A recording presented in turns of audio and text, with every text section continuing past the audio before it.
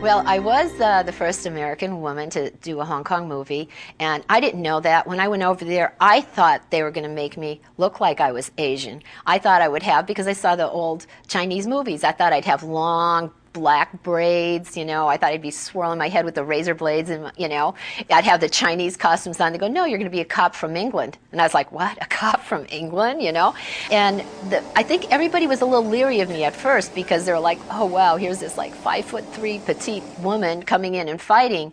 And I think after the first night, they respected me because I tried hard. I did everything they said. I got hurt. I didn't cry, you know.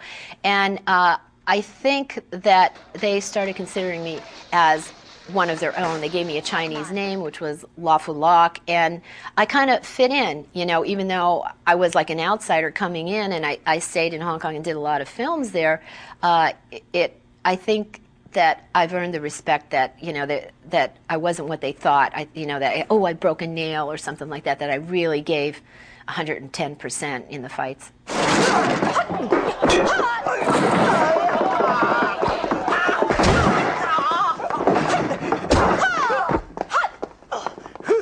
After I did Yes, Madam, Golden Harvest signed me for 3 pictures.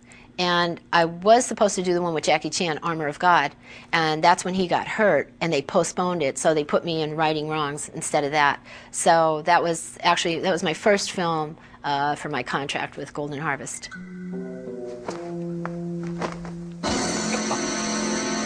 I was basically an agent that was after Yuen Biu. I was trying to abide by the law, and he was almost like a vigilante. And I was trying to catch him and basically bring him to justice. And throughout the film, we were kind of like this, and we had a lot of fights together, and then in the end, we ended up bonding. The interesting thing about Righting Wrongs or Above the Law is they had an ending where I died, and there was an ending where Yuen Biu died, and where a couple other people died, and I died very grisly with like a stake through my throat stuck up on the wall. Yuen Biu died, he fell off a helicopter and died, and they aired it, and people didn't like it. They were like, no, Cynthia can't die. No, she's not dead. So they called me back, and they reshot a different ending where we don't die. So you could see an ending where we live, or you could see an ending where we die, and it was interesting. It was all because of the appeal of the people. They kind of believed it, saying, no, we don't want our heroes to die. Corey Yuen is a little different than Sammo. I think I've worked previously on Yes, Madam for 7.5 months with Corey Yuen, and he would push me. He would push me to do bizarre things. You know, I remember like he had me in a film in a truck with my leg just stuck to the window and my head down at the wheel, and dirt. Again, there's the dirt. They love that sand in your face, you know, and hanging. And I was like, oh my God. And the truck is driving fast. And I was like, I'm going to fall off here, you know. And it's like, can you strap my ankle at least on, you know? And it was like killing my leg. But it's like with Corey Yuen, he knew he could push me, and that's what he would do in like all the films, and same thing in Righting Wrongs. Like I remember like landing on a table and landing on my chest with, you know, not too many pads, like just bang, flat, or laying on my back flat, you know, like those moves were kind of tough, because I did come into the industry as a martial artist, not as a stunt person, so stunts were all new to me. I didn't learn that in my karate school, you know, and I think he pulled the best out of me, because he made me do things that if I said, oh, I don't think I could do that, he'd say, yeah, and he'd go, here, stay here for 2 hours, like, and work on this. He was tougher with me because he could push me, where Sammo, you know, knew what I could do, but he wasn't as tough as Yuen Kwai. With Yuen Biu, I wish I could have spoke English to him. At that point, he didn't really know too much English, and we tried to do a lot of communication. I loved fighting with him. Like I said, he was like the best person I ever fought with.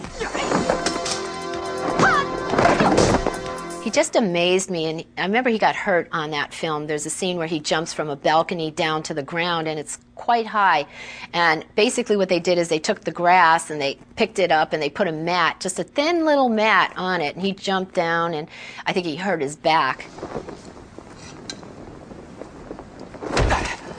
He was really hurt, but yet, you know, he got up and continued. You know, I think a lot of times, you know, people go, I got to go to the doctor and we can't finish shooting for the day. but he was just amazing, and he just had a nice smile. We did a lot of smiling at each other, and you knew there was a mutual respect for the fighting styles, but we couldn't converse too much, and I was kind of sad about that. I always wished that, you know, I could have got to know him a little bit better. It was a great team of Yoon Kwai, Mong Hoi, and Yoon Bu. They're all so creative and so talented, and they would work together as a great team, and they would put, you know, the fight scenes together. They'd all put their input in. You know, they would include me and say, what do you want to do? What can you do? And it's funny, like with Yoon Kwai, because Yoon Kwai, he had he didn't speak that much English, but his voice was really strong and intimidating, but he'd always go, okay, Cindy? Okay, you know, and he'd always have this soft little voice when he talked to me.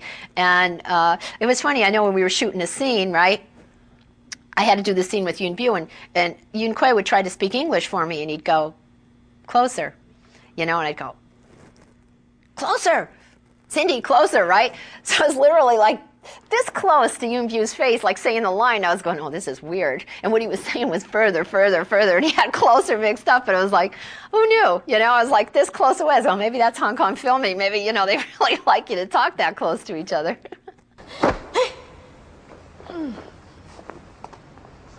I knew Karen Shepherd from competition. When I first came out, she was she was still competing, and then she stopped.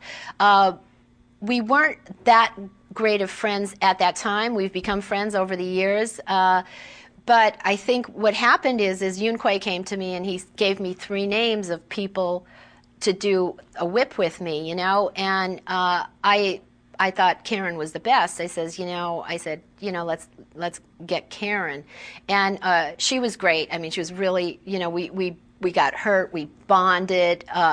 One little funny story, though, is when Karen came on the set, she said, I can't be killed. You know, I can't be killed because it's not good for my career to be killed, right? And what Yoon Kwai did is he said, okay, you're not going to get killed. And he said, all right, they pretend they were filming the camera, and they had Karen run off, and then Karen left, and then they got the stunt guy dressed as her and had me stab her, and she falls over the balcony and gets killed. And I always wondered, oh, what would Karen think when she saw that, you know, because, you know, and I think what happened is that Karen actually loved it, because the scene between us, I actually think this is the best scene of 2 women fighting together in history. It's the best I've ever seen anyway. You know, that she had to be blown away and go, oh, wow, that was good. But I was always kind of scared, because I knew that they did that thing pretending that they were shooting the footage.